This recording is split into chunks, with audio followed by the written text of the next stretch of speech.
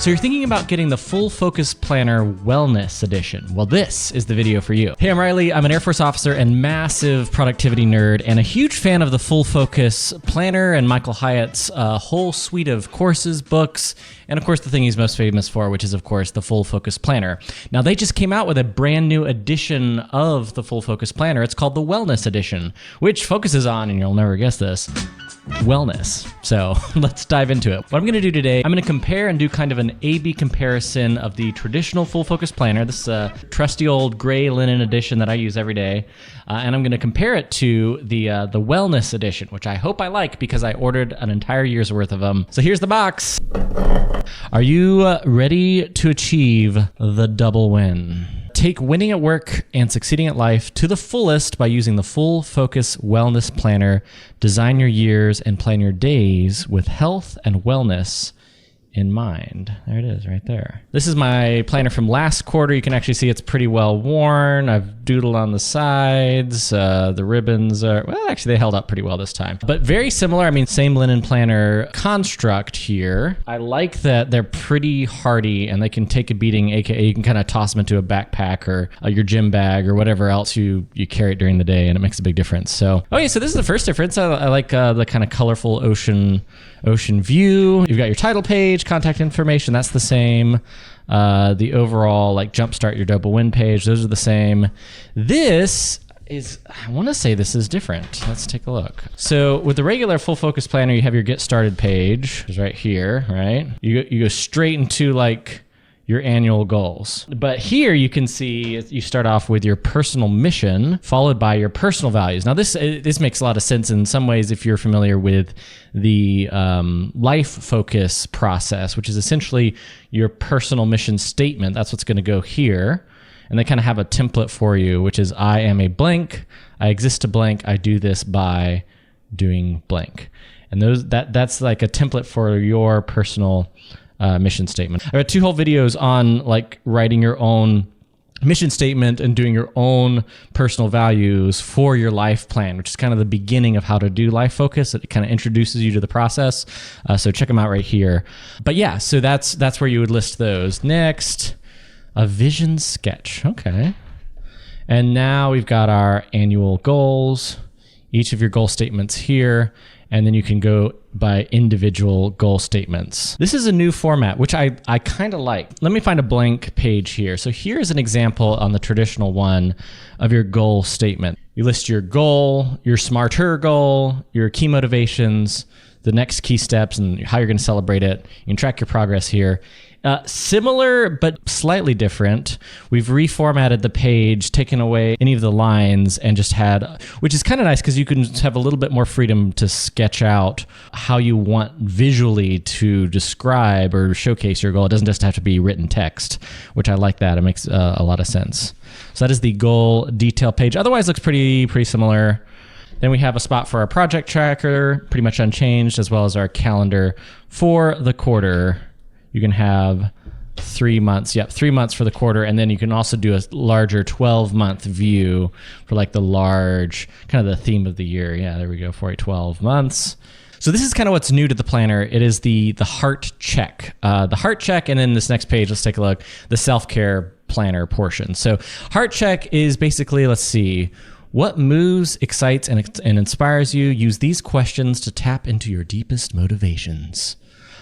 Which I like. I like these prompts. I won't go over all of them, but just to illustrate, like, what do you feel grateful for right now? What are the activities that make you feel the most alive? What actions, decisions, or things have brought you the most peace recently?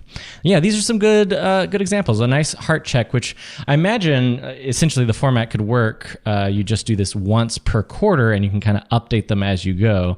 So as you know, your life circumstances, seasons of life change, you're gonna, the heart check is going to be something that you'd want to do regularly. Then you have the self-care planner. I like this because it's simple. This is for me. You just literally go through the sleep, eat, move, communicate, and relax, which, by the way, are all elements in full focus of the idea of rejuvenation. Michael Hyatt talks about it in his book, Free to Focus. But rejuvenation, or really rest, like recovery, these are things that are really important, and we all do them differently. So this is kind of like this dummy proof set where you can literally go through this massive checklist and pick the things that most connect with you that would help you, well, take care of yourself. It is a self-care planner page. So that's cool. I like it. And you can kind of basically morph those. I say morph those. You can take those few things that you select. Yeah, it says pick 3 to 5 self-care activities that you like to prioritize in each category. So you go to sleep, eat, move, communicate. You pick 3 to 5 things each from those categories, and then you filter them into what makes the most sense, morning, afternoon, or evening, and then you would incorporate that into your daily routine, which will then show up on, you guessed it, your daily pages. So that's cool. I like it. Daily rituals. Okay, so this makes a lot. And when I think about it this way, you've basically planned the self-care part of your daily rituals. So you're basically prioritizing self-care into your daily rituals.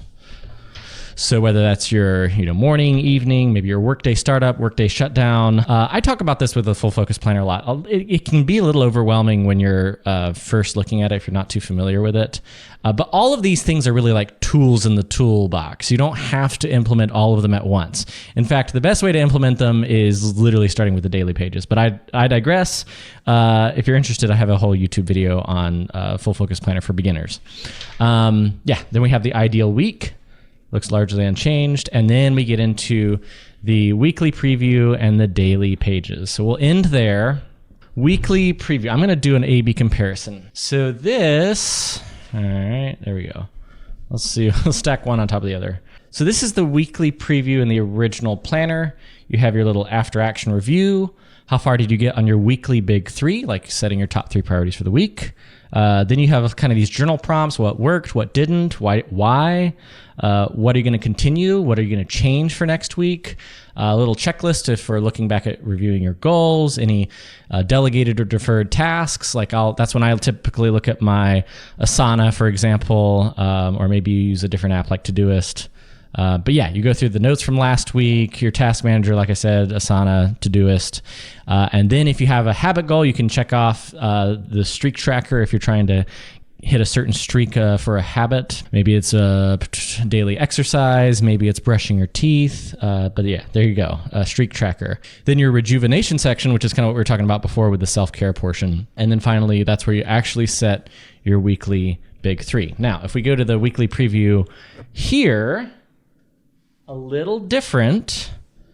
Let's see. You still have your weekly wins here. It used to be called after action review, but same thing. Lists 3 to 5 of your biggest wins.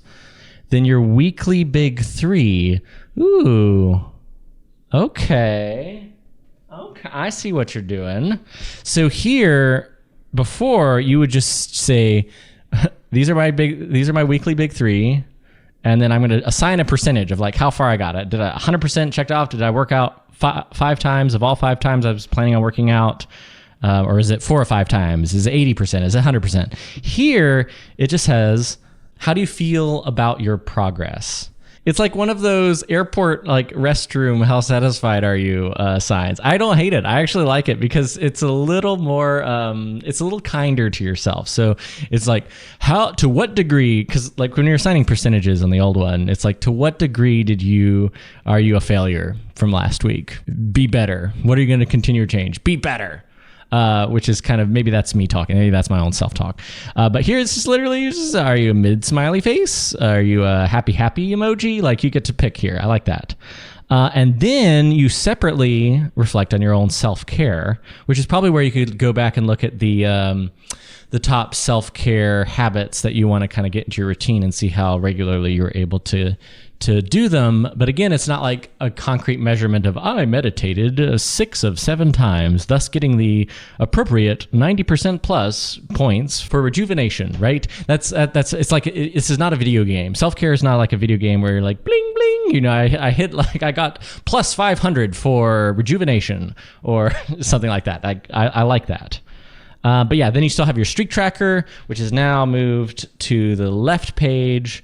And then you have a little journal prompt for growth, which is also different, which I like.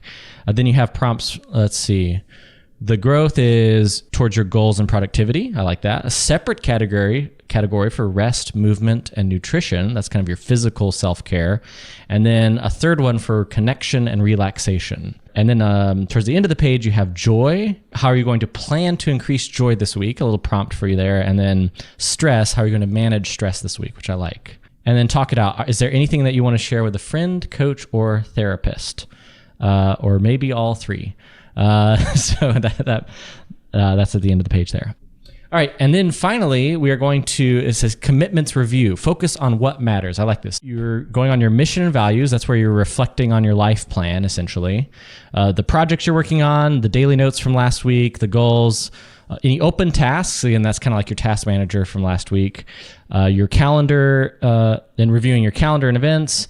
And then you have really, if you're looking for a work-life balance, here's your moment to like look through your commitments for work and for life and kind of categorize them all here. And there's even a section here where you can kind of make notes to put specific days in the week ahead where you might have commitments that you can kind of outline here, which I like, because then you're prepped after you've done all of that. You've kind of you sort of set and reflected on what your personal priorities are. You're in the right mindset to now set your weekly big three based on, you guessed it, because I talked about this a lot, your priorities, your personal values, because that's where you set your weekly big three priorities. They should not be somebody else's. It should not be work projects that you don't care about. It should not be things that you feel pressured by your family to be doing. No, this is your personal big three, your weekly big three. The other piece of the weekly preview is before there was an entire set of pages where you could outline the following week. So a lot more room to write,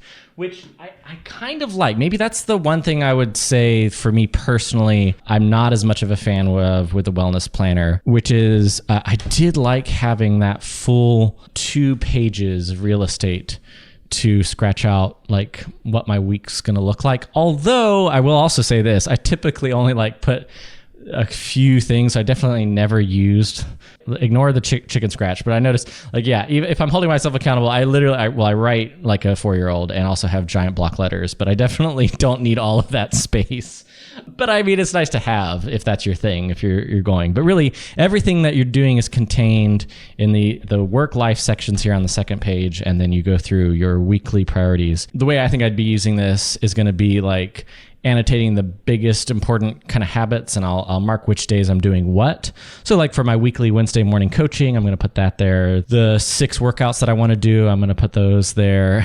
And maybe what days of the week I'm going to do my weekly big three, I'll probably annotate those and assign a date that I'm going to do them in the planner. Again, the paper planner I like because it's the place where you can physically write your priorities for the week. That journal mindset when you're physically writing, and it makes a big difference. Let's be real. I use Google Calendar. Once I've done this page, I'm literally going to go into my Google Calendar, and all of these priorities I'm going to assign in the calendar with a specific day and time that I'm going to accomplish my priorities for the week. And then we get to the daily pages. All right, last one. Saving the best for last, I guess. So let's do the A-B comparison. Here is the daily page, largely unchanged with the exception. So yeah, the daily pages are a bit different as well, kind of incorporating the wellness theme. Your daily big three still here. There's a specific section for sleep, so you can count how many hours of sleep you got. Then you have a smaller section now for your other tasks, which, by the way, I'm a big fan of because I don't catalog all my other tasks anyway on my planner. In my case, I use Asana. But then now, yep, here's the self-care section. So choose 3 for today and detail below. So what are in the sleep, eat, move, connect, and relax categories, what are the 3 things you're going to focus on today? So you sort of have your daily big 3 overall priorities, but then you have your 3 daily self-care priorities. I like that. I could see that being challenging in a good way for me because doing 3 self-care activities a week, that's normally what I currently will draft in the rejuvenation section of the old planner. And so for this one, I could see it being a good challenge to be like thinking of 3 intentional self-care activities to do every day. I don't know what that says about me, but it's real. All right, and then finally we have in the notes section, instead of on the old planner, here it is, you just have your kind of one giant notes section and then a spot for a daily win at the end. In the new wellness planner, you have You have the notes section here. Again, a little bit more room if you're a doodler. If you like sketching, that's a perfect spot for it. You have a way to kind of catalog your joy and your stress level. You can kind of choose between a 0 and a 10. And then you have movement. You can kind of score how your day went. And then you can track a spot to track how much water you're drinking, a spot to log the food that you're eating, which, by the way, is one of my current habit goals I'm trying to do, which is a daily food log with some success. But I like that. You can both briefly write down what you had for breakfast, lunch, and dinner, but you can also check off how you feel about your meals for the day. So I like that. And then right at the end, you have what I'm grateful for and my best thing today. I like it. So that is the Wellness Planner. I hope you enjoyed this video, and it's a pretty nerdy, in-depth one. But you know what? I've been a Full Focus planner user for a long time, and it's made a huge difference in my life. There's two things I want to tell you about at the end of this video. One, I talked a little bit about values and why it matters so much. Seriously, if you don't define your own personal values, your own priorities, right? Other people are going to do it for you. And that's why the Full Focus Planner is such an effective tool to do that. And that's why I'm such an evangelist for physical planners, because it's that daily accountability. It's an actual thing that you carry with you that reminds you, hey, I want to stay true to my own values, to my own priorities. So I made an entire PDF guide on how to define and therefore defend your own values and priorities, because you can't defend something if you can't even define what it is in the first place. So that's really the starting point. I think if you're going to be getting into the Full Focus Planner and some of the other Full Focus systems, defining your own values is a great place to start. The second thing is I'm a Full Focus Certified Pro. I just finished my certification this summer, working towards incorporating some of the coaching programs here in the near future, some things that I'm putting in place. But in the meantime, I highly recommend Full Focus.